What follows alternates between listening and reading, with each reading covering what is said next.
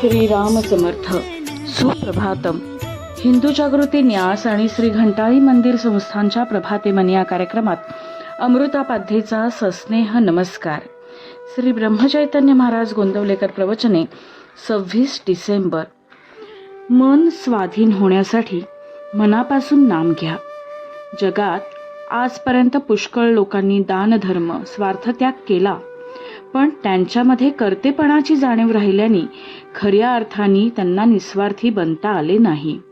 खरे म्हणजे आमचे मन आमच्या ताब्यात आल्याशिवाय आम्हाला निस्वार्थी बनता येणार नाही.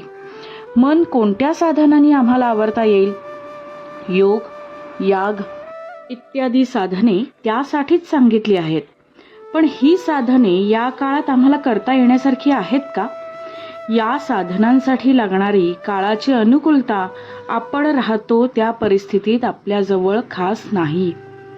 मन ताब्यात यायला सध्याच्या काळात नामस्मरणाशिवाय दुसरे साधनच नाही. कारण आज एक नामच भगवंतानी अवतार रूपामध्ये आमच्यासाठी शिल्लक ठेवले आहे. तेव्हा मन स्वाधीन होण्यासाठी सर्वांनी मनापासून नाम घ्या.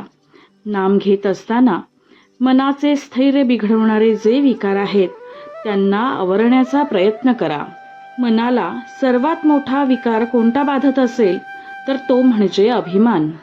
या अभिमानासारखा आपला घात करणारा दुसरा शत्रू कोणी नसेल. तो अभिमान सोडायला आपण शिकलं पाहिजे. भगवंतांनी आजपर्यंत एवढे अवतार घेतले ते सर्व अभिमान मारण्यासाठीच होते. हिरण्यकश्यपूच्या वेळी भगवंतांनी अवतार घेतला, पण देव समोर उभे असताना सुद्धा त्याचा हात नमस्काराकडे न जाता तलवारीकडे गेला. यावरून त्याचा अभिमान किती तीव्र असेल याची कल्पना येईल. तो अभिमान नाहीसा करण्यासाठी आपण कर्तेपणाची जाणीव सोडून नाम घेतले पाहिजे. मनाची स्थिरता बिघडवणारा दुसरा शत्रू म्हणजे राग. हा राग फार भयंकर असतो. मोठ्या मोठ्या तपस्वी लोकांची तपश्चर्या त्यांनी धुळीस मिळवली आहे. हा राग आवरण्यासाठी आपल्याला राग कशामुळे येतो हे नीट समजून घेतले पाहिजे. व्यवहारात आपल्याला नीतीची बंधनं घालून दिली आहेत, ती सर्व आपण पाळली पाहिजेत. नीतीच्या बंधनात राहणाऱ्या माणसाचे विकार आपोआप आवरले जातील. ही बंधने कशासाठी घातली आहेत याचे मर्म समजून घेऊन वागले तर राग आवरता येईल. आणि राग आवरला म्हणजे त्याच्या पोटात लपून बसलेल्या काम, लोभ, मोह इत्यादी विकारांनाही पायबंद बसेल. याप्रमाणे नीतीच्या बंधनात राहून तुम्ही आपले मन भगवंताकडे विनम्र करा. भगवंताकडे जाऊ लागा. मन आपोआप तुमच्या मागे येईल, कारण तो त्याचा धर्म आहे. भगवंताला विसरू नका. तुमचे मन तुम्हाला आपण होऊन सहाय्य करेल याची खात्री बाळगा. बोधवचन. नाम सुरुंगाप्रमाणे आहे. विकाररूपी मोठाले खडक ते फोडून टाकते. आजचा हिंदू कर्तव्य दिनविशेष 26 डिसेंबर सफला एकादशी. मार्गशीर्ष कृष्ण एकादशीला सफला म्हणतात. हिला वैकुंठ एकादशी असंही म्हणतात.